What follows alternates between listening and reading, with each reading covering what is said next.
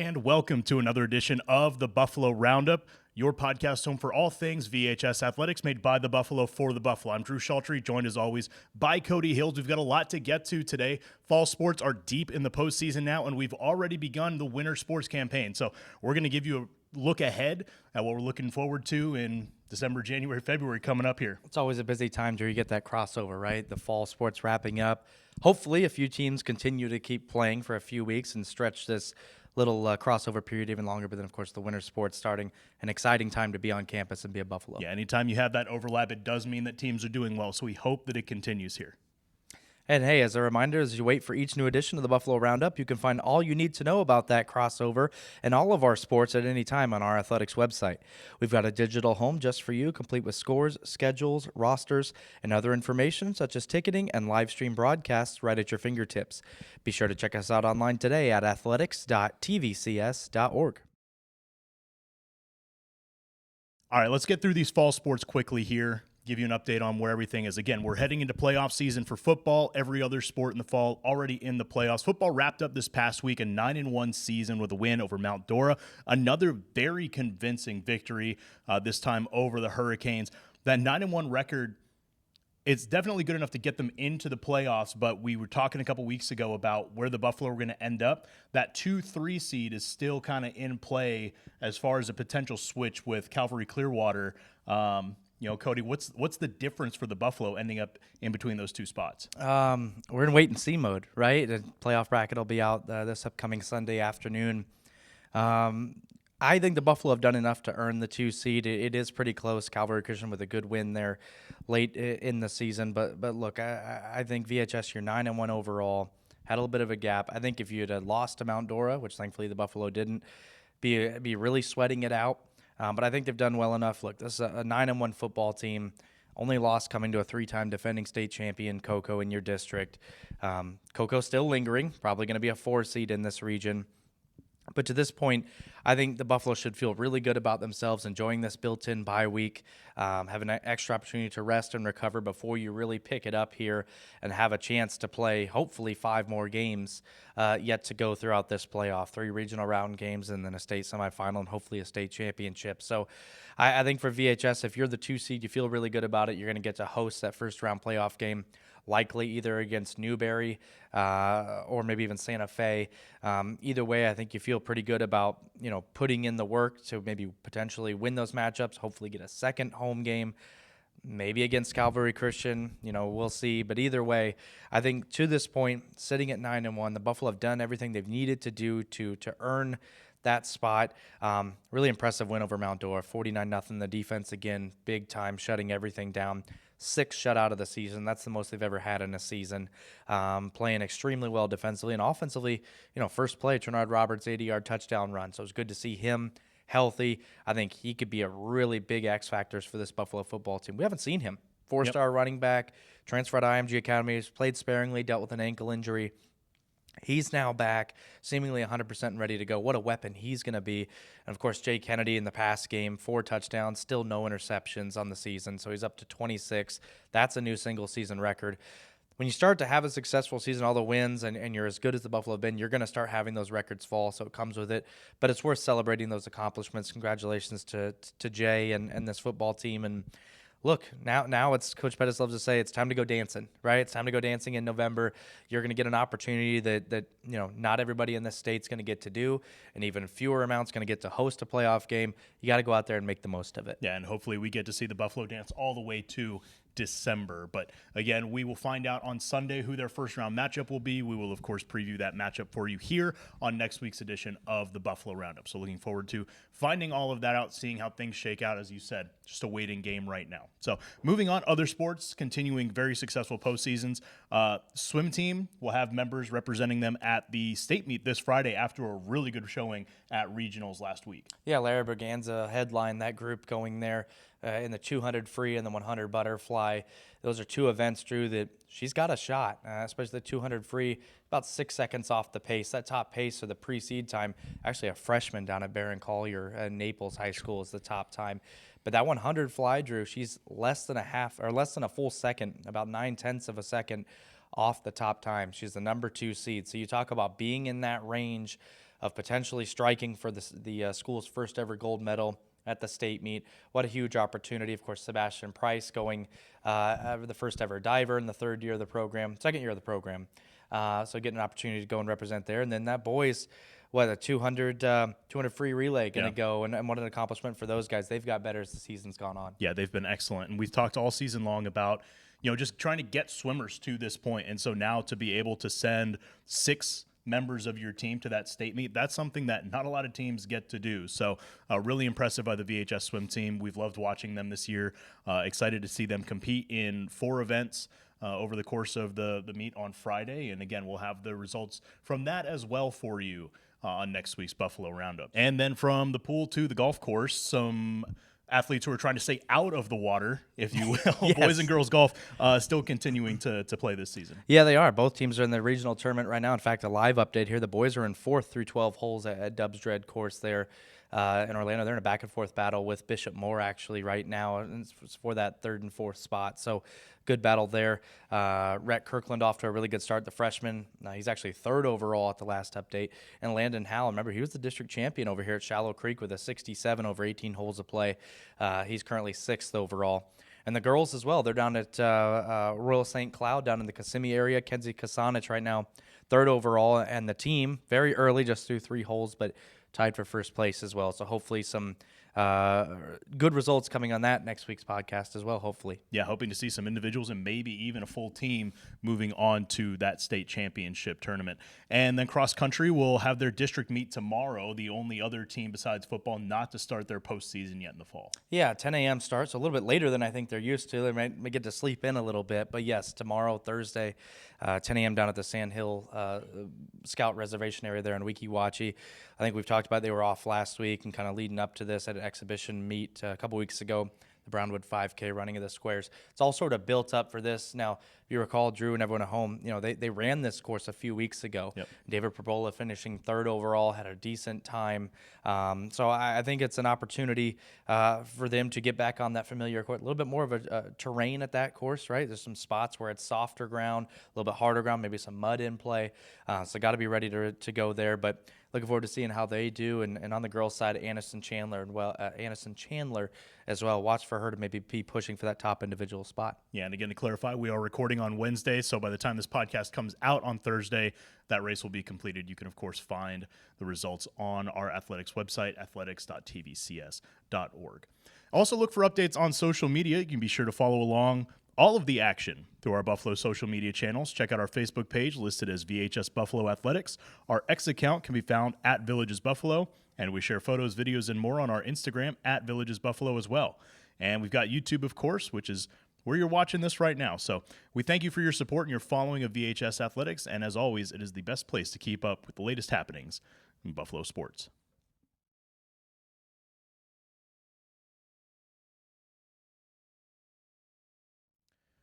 All right, moving on to winter sports.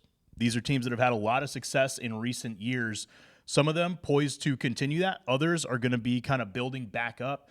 We've got some big graduating classes, some significant players going out in that class of 2025. So a lot of winter sports at different points, but all coming off of very successful seasons last year. So, Cody, which are the ones that you think are poised to kind of stay at that high level, and which ones are going to have to, again, kind of retool their teams coming into this season? Yeah, I think I wrote in our production notes, I think it's the winter sports is the season of replace and rebuild, because a lot of these teams have lost so much production from a year ago and some of those building blocks to success. I think your best bet to continue and sustain that success, probably boys basketball. Yeah. Losing just one starter, Aiden Corbin. They're up there. I think the girls weightlifting team as well. And we'll get into these individually in a moment. But the girls weightlifting, that's a program under Sherry Beavis.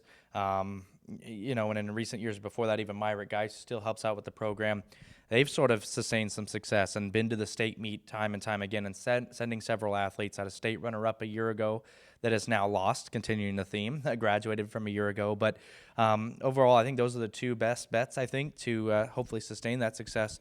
And the rest throughout, Drew, I mean, there's a lot of missing pieces and new faces and new places for those squads. Well, and again, we definitely don't want to assume that things are not going to go. We've seen too much success from these programs to assume that they're not going to at least be competitive. Sure. And we've also seen Jackie Mitchell told us at the beginning of this year that girls' swim team was Sandbagged us exactly. a little bit. Yeah. So, these are expectations that have kind of been set, in our conversations with the coaches about how this year is going to go. And the big word that comes up in a lot of them is we're very young. It's a lot of youth. It's a lot of figuring things out at the moment. But I do think that, these teams, again, they're well coached. They prepare well. There's a culture of success within them. And so we do expect them to be competitive to an extent and maybe surprise some people along the way. So let's dive into them individually. We'll start with boys basketball. Like you said, probably one of the best shots to continue the level of dominance that we've seen from them. Most of the lineup from last year is back. 4 of the 5 returning starters. Of course, losing a player like Aiden Corbin is never easy to just kind of pick up and move on. But they're actually incredibly well positioned right now. Yeah, I think so. I think it starts with the head coach, Colt McDowell, and just sort of the DNA of the program. That's the cultures that's been cemented year after year. It's sort of the same song and dance around this time every year. It's okay. They already know all the fundamentals. They know you know the play calls, the sets, the press breaks, and it's just sort of getting them all to start pulling on that rope together. I think they're well ahead of that process as far as maybe I've seen a team under Colt McDowell. I think they are further ahead in the getting it process than he has had for a team. So I think that bodes well. Now, maybe it's because of all the returning players. We talked about the 4 starters back, but also there's other guys off the bench from a year ago that are back. I mean, this basketball team does not lose a lot. They've added quite a bit in young guards. Cam Lee, adding Miles Simpson, was the top player from the state of Missouri, transferring in. Zayden Garcia coming in as well. Yeah, from neighboring Wildwood. I mean, there's a lot of players coming in who want to be a part of this, who are already joining a really established core group. Look, the story from a year ago is documented, right? 26-6, the state runner-up from a year ago, by 2 seconds and 2 points, losing out on the first ever state title. So the hunger is there for this basketball team. To me, it's sort of just keeping it together. I think the schedule this year is as hard as it has ever been. Absolutely. You're going to play Montverde. You're going to play IMG. You're going to play in the City of Palms Classic and play St. John Bosco in that first round. You're going to go to the Lowndes County Showcase and play a talented Rickards team. You can go on and on. The Wally Keller Classic. You're going to play in the Mosaic Stinger Shootout in Bartow. I mean, you are going to every single night have a target on your back. There is not going to be any easy nights. And how do you handle that? That's my biggest thing, is you are going to be the hunted, but how do you still keep that hunter's mindset? I guess that's up for Colt McDowell to figure out. Yeah, it's gonna be a grind of a season, and so much of it is gonna be keeping this team locked in. Being able to take those punches and say, we're getting right back up off the mat for the next one tomorrow, because they're coming into this season a nationally ranked team. There's high expectations, but every other team they play, it seems, is going to have similar expectations. They're going to play a lot of teams that are contending for state championships, that are playing in these big national showcases. So, I mean, there are not a lot of reprieves in the slate this year. Yeah, ranked, as Drew said, ranked 15th by Max Preps in the national top 25 preseason poll. We found that out just last night, Tuesday night. So you talk about starting with, a target on your back, but also you can turn that into a chip on the shoulder too. Yeah. I mean, you want to maybe knock that 5 off the ranking by the end of the year and try to be that number 1 ranked team. But it all starts early, a couple preseason games next week.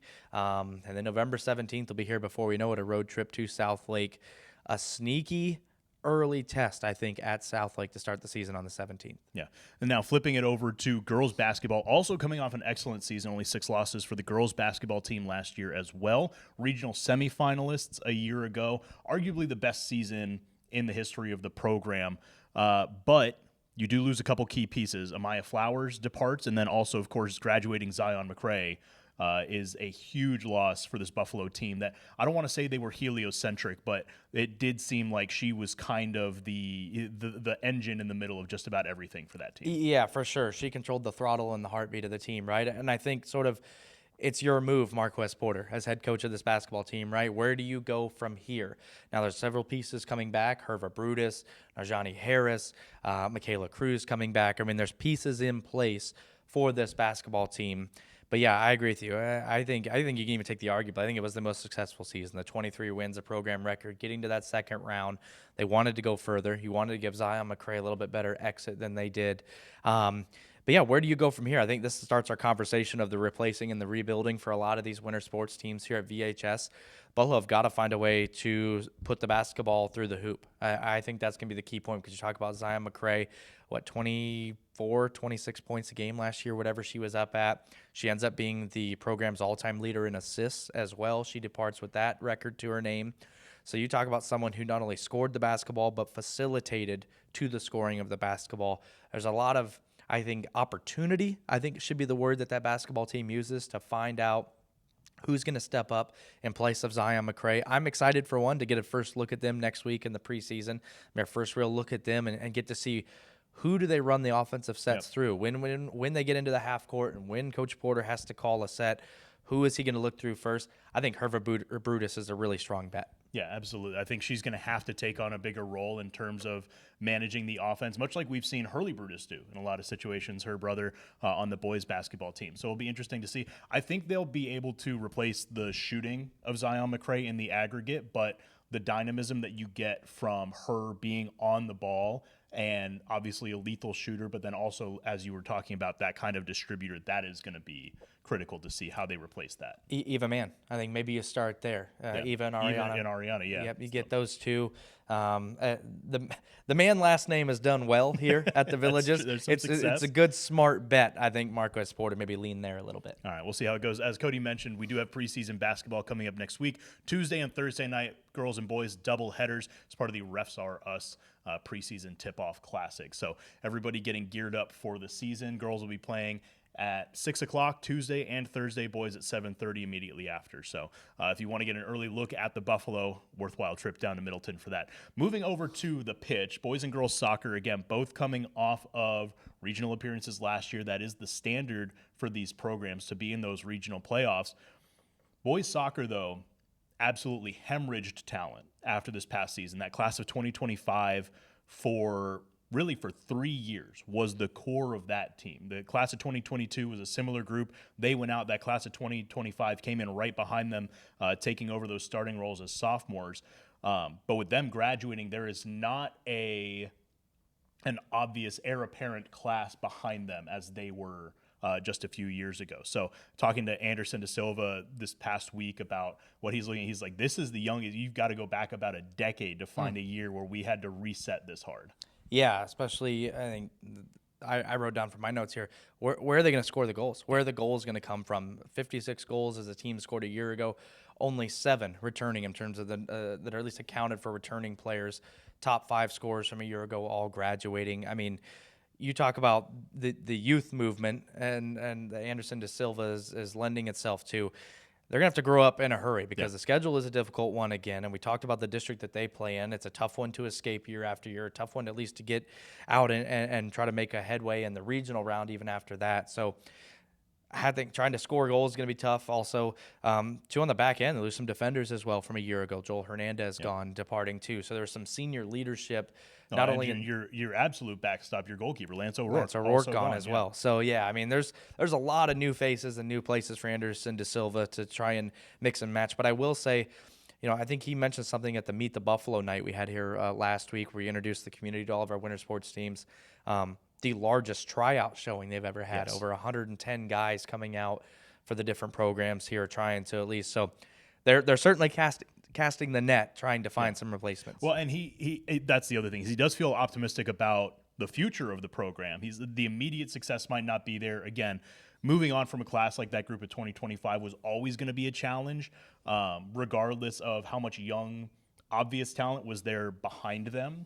But it's just, there's so many kids now, and soccer has become so vital in this community, it seems.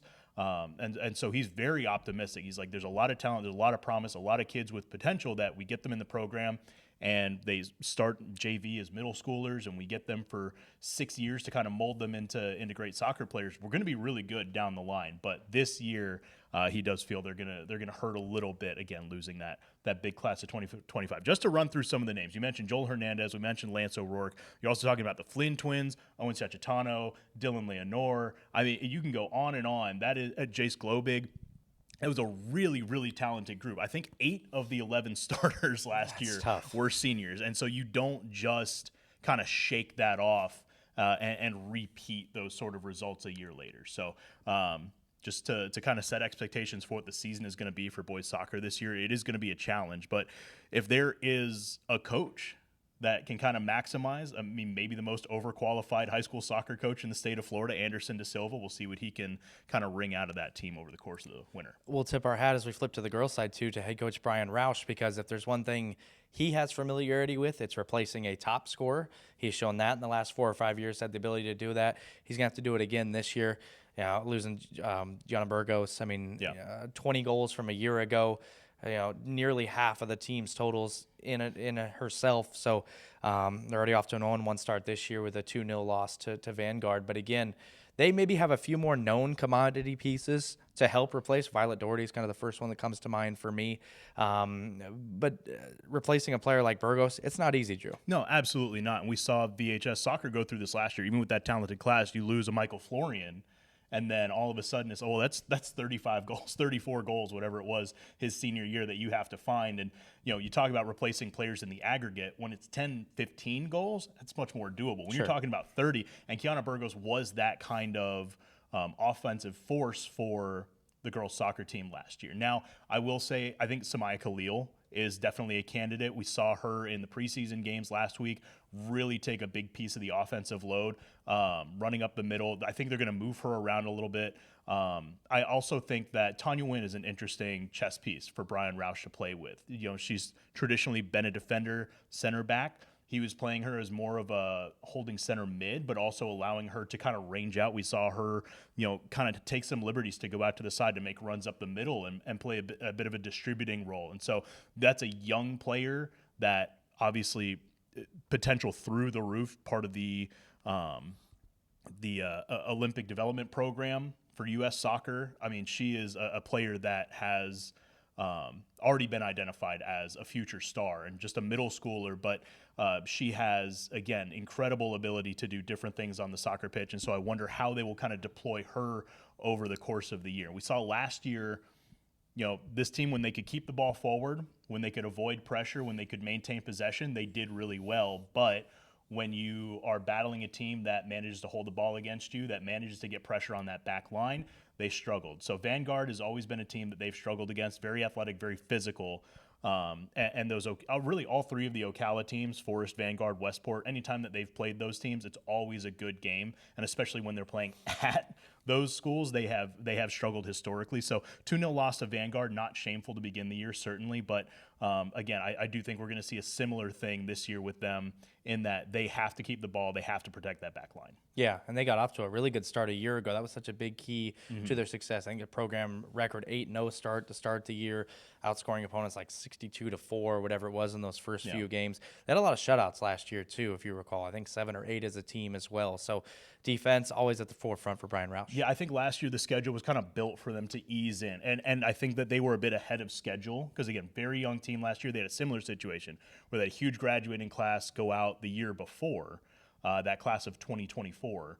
And so Brian was prepared to, kind of build into the season, give the players a chance to get their legs under them. They were very young, pretty inexperienced. And so he built the schedule to kind of get harder as the year went along. So they really cleaned up in the early stretch, again, feeling like they were ahead of schedule and getting stronger results than they even expected, given, even if they were expecting to win those games. This year, it drops them right in. Again, you're starting the season at Vanguard. Tough one.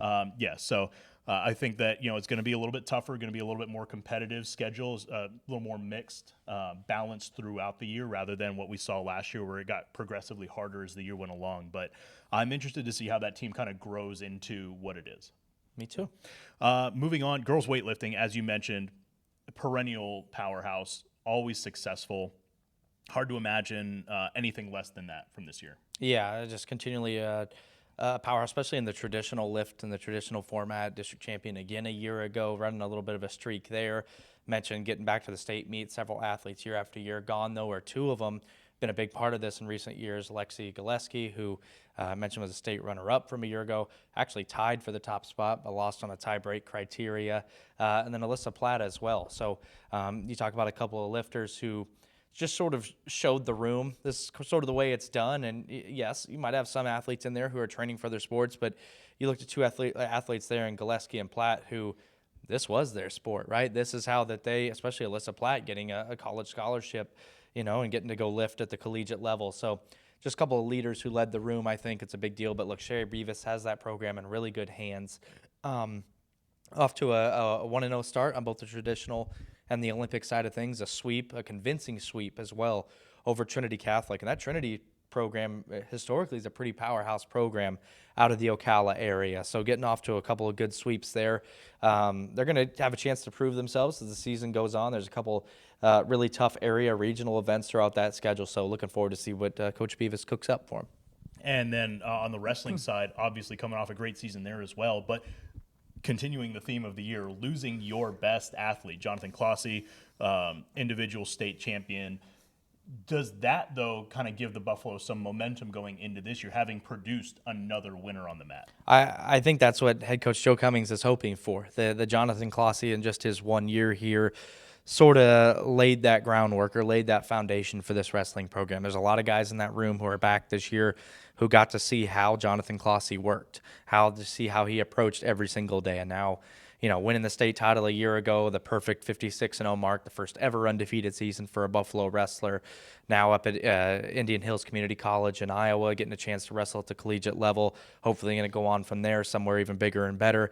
I think Joe Cummings, look, Joe's kind of admitted to me, Drew, I didn't have to do a whole lot, right? It was just making sure he stayed on himself. Pretty much, yeah. But I think Coach Cummings and Shane Bartram and the coaches in that room learned a lot from the way that Jonathan Clossy approached things and took to the work every single day. And I think they know what a state championship wrestler looks like. And now, hopefully, a lot of these guys in the room. Now, the schedule's tough. They're going to face some talented competition, some big-time events. They're actually not going to be on the home mats here. Their home mats will be the first regular season event of the season for them, December 6th. The Talbot duels, moving those up a little bit earlier in the season. I think they'll do the Bobcat preseason duels up at Buchholz in late November, and then they'll be here December 6th to officially kick off the season. So there's a lot of young faces in that room as well. Joe Cummings getting them in, but I think overall the culture of that program really strong as well. And the girls program, too. They got some girls' numbers, have a girls' wrestling team now up and going. Emily Franson leading the charge there. So really excited about the wrestling program in the future for this season. And looking forward to seeing what they can do in the circle over the course of the winter. One more thing for the winter, a bit of a departure from our usual competitive cheer season as well. And we will have two home cheer competitions this year. On November 22nd, we've got the Buffalo Cheer Showdown, and VHS has also been selected to host the regional meet on January 16th. So a couple opportunities to see them compete here at home. Yeah, and I think it's such a great thing for this program led by Amy Zimmerman and Stephanie Beagle to get that nod to host that regional event on January 16th. I think it's kind of a tip of the cap to how hard they've worked to build this program up here. This program's not very old, less than a decade old, this cheer program. So having an opportunity to build that up and get that competitive cheer program up and going. They've scored well in some of the events they participated in a year ago. Schedule's starting to get filled out now for this upcoming 25-26 competition season. So excited to see them. But yeah, that Buffalo Cheer Showdown is going to be a big event. There's going to be a lot of schools here, a lot of teams competing November 22nd here, and we're excited to host it. All right, looking forward to everything the winter has to offer for our VHS athletics teams. Should be a really exciting season here on campus. Again, fall wrapping up. We will have information for you on playoff updates, where VHS football will be, or who they'll be hosting in that first round game on next week's edition of the Roundup. And we'll also have results from the first rounds of winter sports happening as well. So looking forward to that as well. Thank you for watching. Thank you to Cody. Thank you to Tristan Davison, our producer. And we're looking forward to seeing you on the next edition of the Buffalo Roundup. Until then, Cody, what do we tell them? Go Buffs.